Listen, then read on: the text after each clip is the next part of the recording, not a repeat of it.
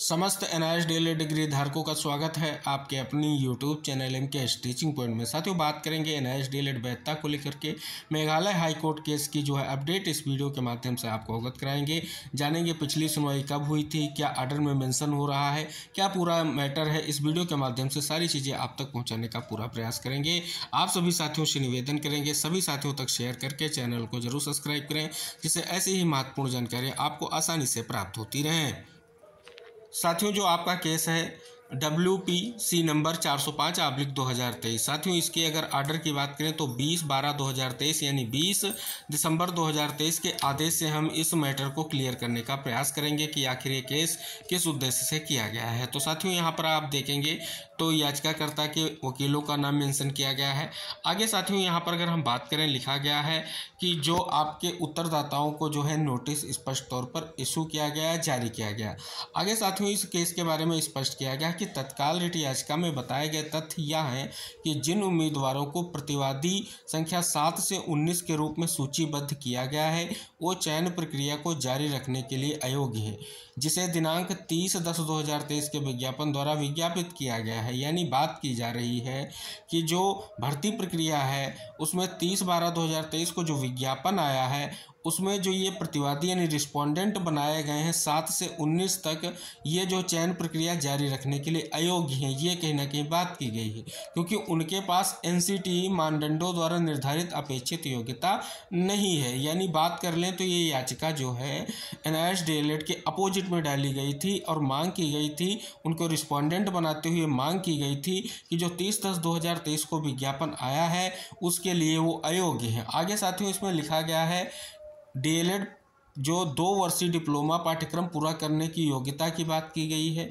लेकिन यहाँ पर लिखा गया है कि विद्वान जो वरिष्ठ वकील संग्रेशो का कहना है कि प्रतिवादी संख्या 7 से 19 के पास केवल पत्राचार पाठ्यक्रम के माध्यम से प्राप्त 18 महीने के डीएलएड का डिप्लोमा है और माननीय सर्वोच्च न्यायालय के नवीनतम निर्णय के अनुसार वह इसके लिए अयोग्य है।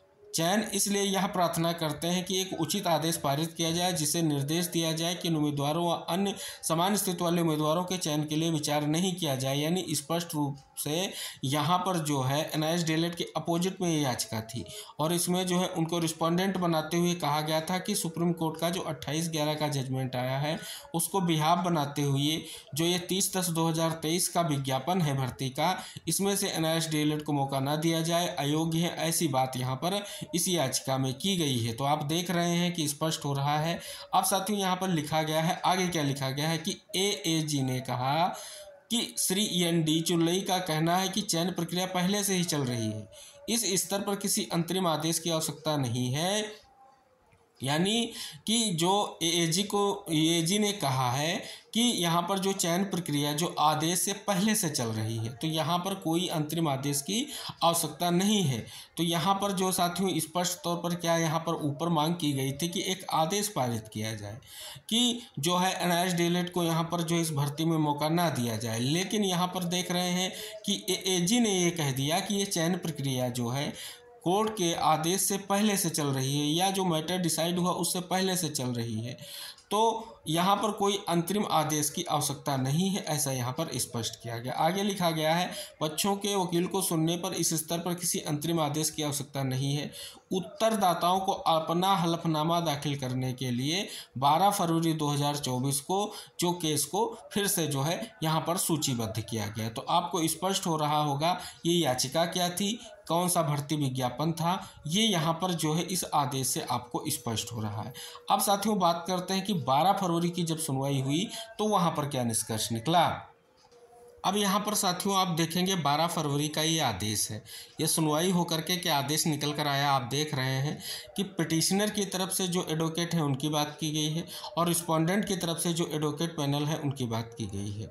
तो साथियों, यहाँ पर रिस्पोंडेंट की तरफ से जो एडवोकेट पैनल है उसमें से आप सभी को हम अवगत करा दें।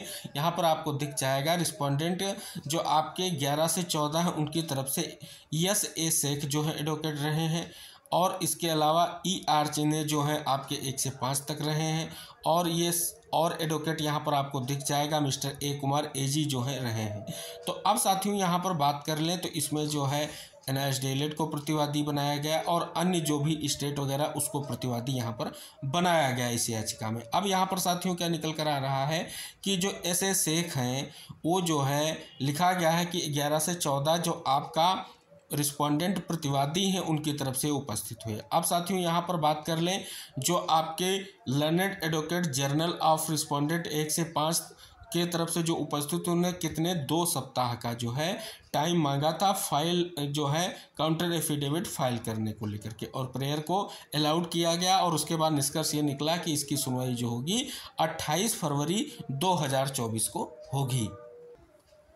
इसके बाद साथियों जो आपकी सुनवाई 28/2/2024 यानी 28 फरवरी को हुई, उसमें क्या आदेश आया इसमें बात कर लेते हैं। तो साथियों यहाँ पर जो आपकी सुनवाई हुई 28 फरवरी को, यहाँ पर एक और जो है MCWPC संख्या 30/2024 में पारित दिनांक 28/2/2024 के आदेश के मद्देनज़र रजिस्ट्री के कारण शीर्षक में आवश्यक सुधार करने के लिए, इस पर भी बात करेंगे साथियों। ये क्या था जो इसमें सुनवाई हुई थी और क्या निष्कर्ष सुधार की ज़रूरत थी, उस पर भी बात हम आगे वीडियो में करने वाले हैं। फिलहाल साथियों इसके अलावा देख सकते हैं कि यहाँ पर आपको स्पष्ट कर दें कि श्री A कुमार विद्वान AG सुश्री R कोलिनी की सहायता से उत्तरदाताओं संख्या 1 से 5 के लिए GA सीखा प्रस्तुत करते हैं कि रिट याचिका इस तथ्य को ध्यान में रखते हुए निरर्थक प्रदान की गई कि साक्षात्कार एवं चयन पहले से समाप्त हो चुका है। यानी रिस्पोंडेंट की तरफ से जो है AG की तरफ से जवाब आया है कि जो साक्षात्कार और चयन पहले से समाप्त हो चुका है। अब याचिकाकर्ता के विद्वान वकील जो हैं उन्होंने प्रार्थना की कि उन्हें निर्देश प्राप्त करने के लिए 1 सप्ताह का समय दिया गया, तदनुसार इस मामले को 14/3/2024 को सूचीबद्ध करें। इसके बाद इसकी सुनवाई जो है 14 मार्च को सूचीबद्ध हुई।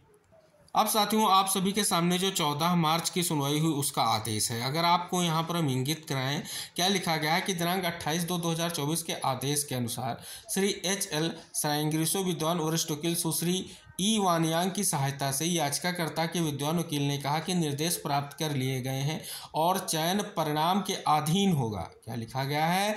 चयन जो है परिणाम के अधीन होगा। रिट याचिका के बावजूद मामला अभी भी विचाराधीन है। ये स्पष्ट हो रहा है कि जो चयन परिणाम के अधीन होगा और रिट याचिका के बावजूद मामला अभी भी विचाराधीन है। श्री ER चिन्ह प्रतिवादी संख्या 1 से 5 के लिए विद्वान GA प्रार्थना करते हैं और उन्हें श्री MSA के रिकॉर्ड पर लाने के लिए हलफनामा दायर करने के लिए 2 सप्ताह का समय दिया जाता है। तो ये यानी स्पष्ट तौर पर जो है समय दिया गया कि विद्वान वकील प्रतिवादी संख्या 12 की ओर से उपस्थित है और प्रस्तुत करता है कि कोई हलफनामा नहीं आएगा और राज्य के उत्तरदाताओं द्वारा दायर हलफनामे पर निर्भरता रखी जाएगी। यानी स्पष्ट तौर पर इस मामले को 8 अप्रैल को सूचीबद्ध किया गया। यहाँ पर बहुत ही महत्वपूर्ण पॉइंट्स दिए गए हैं कि 12 की ओर से उपस्थित है, कोई हलफनामा नहीं आएगा लिखा गया है और राज्य के उत्तरदाताओं द्वारा दायर हलफनामे पर निर्भरता रखी जाएगी। इस मामले को 8/4/2024 को सूचीबद्ध करें, यानी 8 अप्रैल को सूचीबद्ध करें। तो अब 8 अप्रैल की जो सुनवाई हुई है उसमें क्या निष्कर्ष निकल कर आया है। अब साथियों यहाँ पर 8 अप्रैल का आपका आदेश आप सभी के सामने आ चुका है।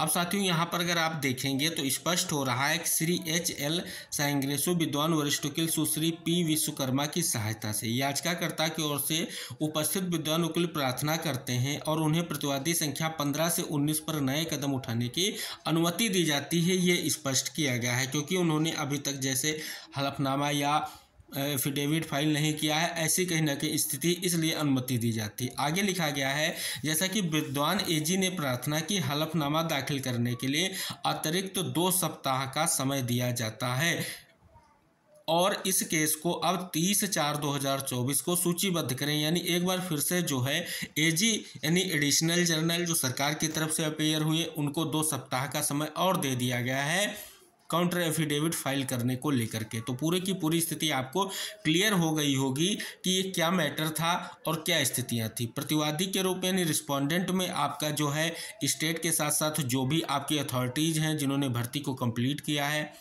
30/10/2023 के विज्ञापन को, उनको यहाँ पर रिस्पोंडेंट बनाया गया है और याचिकाकर्ता जो है उनकी सीधी सी मांग यही है कि NIST DLED अभ्यर्थियों को आदेश पारित करते हुए बाहर किया जाए और उनको जो है जो भर्ती प्रक्रिया है उसमें सम्मिलित ना किया जाए, ऐसी यहाँ पर मांग की गई है। अब साथियों बीच में एक महत्वपूर्ण याचिका की जिक्र किया था हमने, जिसका आपको बता दें कि 30 MSP 30/2024। तो साथियों ये क्या याचिका थी, एक बार इसको समझ लेते हैं। ये याचिका इस वजह से थी क्योंकि ये मौखिक रूप से स्थिति क्लियर की गई है कि जो आपकी 405/2023 में उत्तरदाताओं की जो सूची है उसमें से आवेदक का नाम हटाने के लिए एक आवेदन है, जिसे प्रतिवादी संख्या 11 और 14 के रूप में 2 बार, यानी एक व्यक्ति को 11 और 14 के रूप में 2 बार सूचीबद्ध किया गया था रिस्पोंडेंट में, इसलिए कहीं ना कहीं उनके जो है स्पष्ट तौर पर ये जो है सुनवाई हुई थी। तो विद्वान वकील श्री SS शेख द्वारा प्रस्तुत किया गया आवेदक प्रतिवादी 11 के खिलाफ किसी राहत का दावा नहीं किया जाता है और उसे अनावश्यक रूप से रिट कार्रवाई में घसीटा गया है, ये बात की गई है। तो यानी स्पष्ट तौर पर कहीं ना कहीं ये चीज़ें स्पष्ट हो रही हैं और उनको हटाया जाए आवेदक का नाम, यानी एक आवेदक के 2 बार नाम स्पष्ट होने से कहीं ना कहीं ये स्थिति इस जो है रिट के माध्यम से आई थी। तो साथियों यहाँ पर आई होप आप सभी को क्लियर हुआ होगा कि जो याचिका थी किस प्रकार से इसकी सुनवाई स्टार्ट होती है, क्या मुद्दा था, किस वजह से ये केस जो है हाई कोर्ट गया था और हाई कोर्ट में जो है अभी भी ये लंबित है, आप सभी को पता है। और अब इसका निस्तारण क्या होगा, क्योंकि सरकार की तरफ से जवाबी हलफनामा आना है और इसके लिए 2 सप्ताह का समय और दे दिया गया है। 2 सप्ताह के बाद क्या निष्कर्ष निकलेगा ये स्पष्ट होगा। फिलहाल साथियों पूरी स्थिति हमने आपको इस वीडियो में क्लियर कर दी है जो इस याचिका से संबंधित थी। तो जरूर सभी तक जानकारी शेयर कीजिएगा, क्योंकि जो मन में आपकी संशय की स्थितियां वो स्पष्ट हो सके और सारी चीज़ें क्लियर हो सके। तो साथियों ये पूरा का पूरा मैटर है और स्पष्ट तौर पर कहीं ना कहीं जो मांग है अभी तक जो है हाई कोर्ट में पेंडिंग है, अभी निस्तारित नहीं की गई है। हालांकि चीज़ें जो आप सभी को पता है, सारे आर्डर्स हमने आपको प्रोवाइड करा दिए हैं। इन सभी आर्डर्स में जो चीज़ें निष्कर्ष की ओर बढ़ रही हैं, अभी जो है 30 तारीख को सुनवाई होगी। 30 की सुनवाई में क्या निष्कर्ष निकलेगा, जो भी स्थितियाँ होंगी, जैसे ही सुनवाई के बाद आर्डर वगैरह निकल कर आता है, सारी जानकारियों के साथ हम आपको वीडियो तक शेयर करेंगे। निवेदन रहेगा इस वीडियो को जरूर शेयर कीजिएगा और चैनल को सब्सक्राइब करके बेल आइकन जरूर प्रेस कीजिएगा। मिलते हैं नेक्स्ट अपडेट के साथ, तब तक के लिए बाय बाय, टेक केयर साथियों।